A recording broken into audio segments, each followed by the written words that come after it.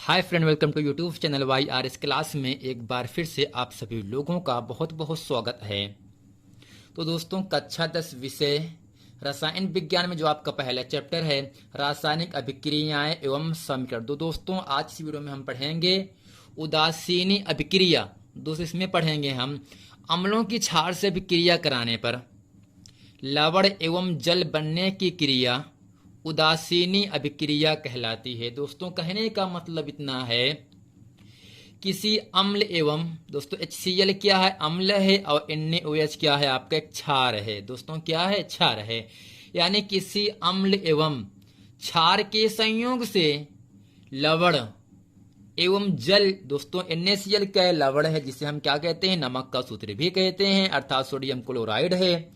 दोस्तों H2O क्या है, जल है। अर्थात दोस्तों, किसी अम्ल एवं क्षार के संयोग से लवण एवं जल बनने की रासायनिक अभिक्रिया को उदासीनीकरण की अभिक्रिया कहते हैं। यानी दोस्तों, अम्लों की क्रिया क्षार से कराने पर लवण तथा जल बनता है, इस क्रिया को उदासीनीकरण की अभिक्रिया कहते हैं। अर्थात दोस्तों, यहां से HCl क्या है, एक आपका हाइड्रोक्लोरिक अम्ल है। NaOH दोस्तों क्या है, आपका सोडियम हाइड्रोक्साइड है, या आपका क्षार या आपका लवण है। यानी अम्लों की क्रिया क्षार से कराया गया, तब दोस्तों हुआ क्या, Na प्लस और Cl माइनस जुड़ करके NaCl बन गया, और दोस्तों H प्लस और OH माइनस जुड़ करके दोस्तों क्या बनता है, जल बनता है। अर्थात दोस्तों, अम्लों की क्रिया क्षार से कराने पर लवण तथा जल बनने की क्रिया को हम उदासीनी अभिक्रिया कहते हैं। ऐसे ही दोस्तों क्या आपका है, H2SO4 है, जिसे कहते हैं दोस्तों क्या, सल्फ्यूरिक अम्ल कहते हैं। दोस्तों क्या कहते हैं, सल्फ्यूरिक अम्ल। अर्थात दोस्तों, सल्फ्यूरिक अम्ल की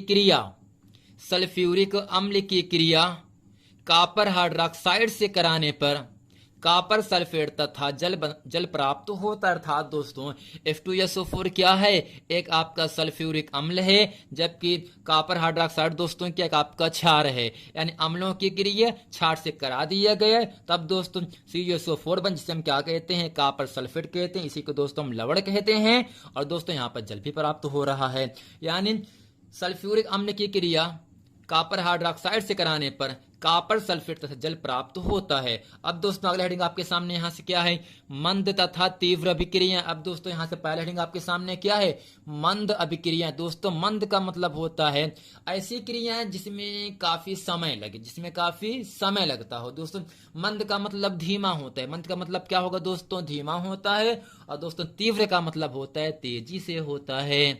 तो दोस्तों कहने का मतलब इतना है, वे रासायनिक अभिक्रियाएं जिनको पूरा करने में काफी समय लग जाता है। यानी ऐसी रासायनिक अभिक्रियाएं जिसको पूरा करने में काफी समय लग जाता है, मंद अभिक्रिया कहलाती है। जैसे लोहे में जंग लगना एक मंद अभिक्रिया है। अर्थात दोस्तों यहाँ से जब हम लोहे को बारिश के मौसम में बाहर रख देते हैं, तब काफी दिनों के बाद लोहे में जंग लगता है। अर्थात दोस्तों लोहे में जंग लगना ही एक आपकी मंद अभिक्रिया के अंतर्गत आता है। सेम इसी प्रकार दोस्तों क्या आपके सामने यहां से आता है, यानी आयरन की क्रिया ऑक्सीजन से कराने पर दोस्तों क्या बनता है, FeO अर्थात आयरन ऑक्साइड बनता है, जिसे दोस्तों हम क्या कहते हैं, जंग लगना कहते हैं। ऐसे ही दोस्तों आपका CH3COOH जिसे कहते हैं दोस्तों एस्टिक अम्ल कहते हैं। ठीक दोस्तों, क्या है, सिरका है, क्या है दोस्तों, सिरके में आपका कौन सा अम्ल पाया जाता है, एस्टिक अम्ल पाया जाता है। अर्थात दोस्तों एस्टिक अम्ल की क्रिया एथिल एल्कोहल से कराने पर CH3COOC2H5 प्लस H2O प्राप्त होता है। अर्थात दोस्तों एस्टिक अम्ल की क्रिया एथिल एल्कोहल से कराने पर यह एथिल एथनोएट प्राप्त होता है। और दोस्तों इसके साथ साथ ही तो दोस्तों यहाँ आपके सामने हेडिंग नंबर अगला आपका है तीव्र अभिक्रियाएं। दोस्तों इसमें लिखेंगे वे रासायनिक अभिक्रियाएं जिसमें कोई भी उत्पाद तेजी से बनता है, तीव्र अभिक्रिया कहलाती है। जैसे दोस्तों क्या आपके सामने है, सोडियम हाइड्रोक्साइड और हाइड्रोक्लोरिक अम्ल की अभिक्रिया कराने पर सोडियम क्लोराइड और जल तेजी के साथ बनता है। दोस्तों कहने का मतलब इतना है, सोडियम हाइड्रोक्साइड और हाइड्रोक्लोरिक अम्ल की अभिक्रिया कराने पर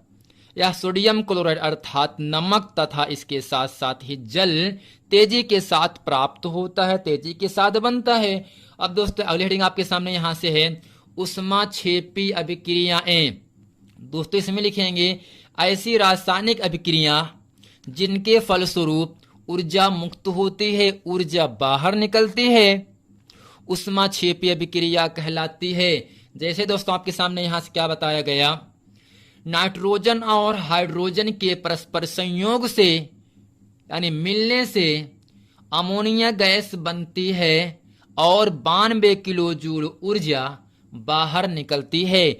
इसी प्रकार दोस्तों यहां आपके सामने है लकड़ी को जलाने पर, दोस्तों सी क्या है, कार्बन है, कार्बन फॉर लकड़ी। लकड़ी कब जलेगी, जब उस पर ऑक्सीजन की प्राप्ति होगी, जब ऑक्सीजन मिलेगा तभी लकड़ी जलेगी। दोस्तों यहां से कार्बन क्या आपका है, लकड़ी हो गई, ऑक्सीजन क्या होगा आपका, नमी हो जाएगा। अर्थात दोस्तों यहां आपके सामने लकड़ी को जलाने पर कार्बन डाइऑक्साइड गैस बनती है और 393 किलो जूल ऊर्जा बाहर निकलती है।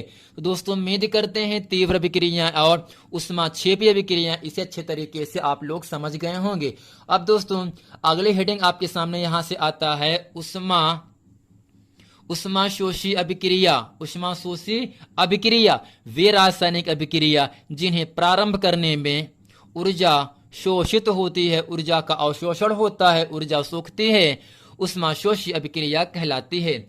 जैसे दोस्तों आपके सामने यहां आपके सामने है नाइट्रोजन और ऑक्सीजन के मिश्रण को, नाइट्रोजन और ऑक्सीजन के मिश्रण को लगभग 3000 सेंटीग्रेड ताप पर गर्म किया जाता है, तब दोस्तों नाइट्रोजन ऑक्साइड बनता है।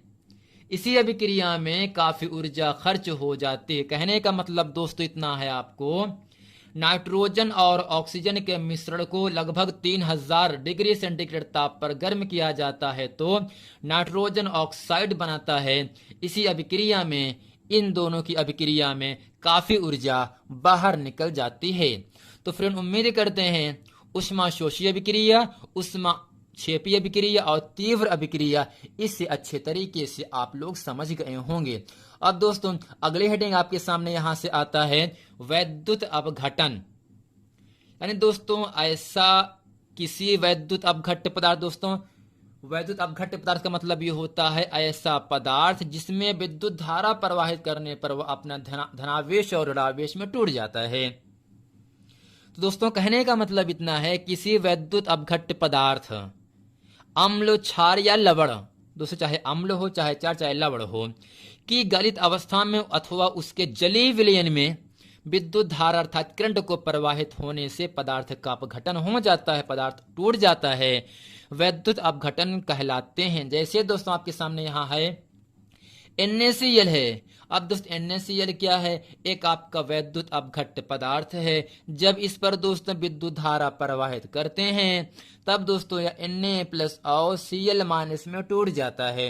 तो दोस्तों जो आपका NaCl है ये आपका लवण है, अर्थात दोस्तों सोडियम क्लोराइड है, जिसे नमक का सूत्र कहते हैं। अब दोस्तों जब सोडियम क्लोराइड पर हम विद्युत धारा प्रवाहित करते हैं तब यह सोडियम प्लस और क्लोरीन माइनस में टूट जाता है। तो फ्रेंड उम्मीद करते हैं इस पूरे वीडियो में वैद्युत अपघटन, ऊष्माशोषी अभिक्रिया, ऊष्माक्षेपी अभिक्रिया, तीव्र अभिक्रियाएं, मंद अभिक्रियाएं, इसके साथ साथ ही दोस्तों उदासीन अभिक्रिया, इसे अच्छे तरीके से आप लोग समझ गए होंगे। यदि दोस्तों इस चैनल पर आप नए हैं तो इसे आप लाइक, सब्सक्राइब और शेयर जरूर कर दें। अब अगर ये आपको ये वीडियो पसंद है तो वीडियो को कमेंट करना ना भूलें। मिलते हैं फ्रेंड नेक्स्ट वीडियो में, तब तक के लिए थैंक यू।